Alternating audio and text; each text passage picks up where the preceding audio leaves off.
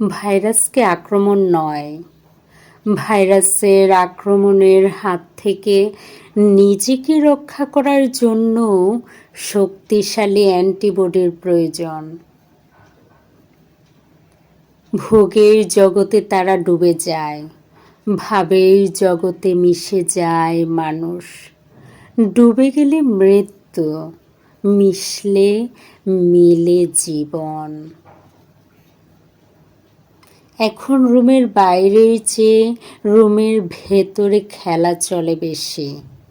সিঁড়ি দিয়ে নামার সময় সবাই বলুন সুবহানাল্লাহ।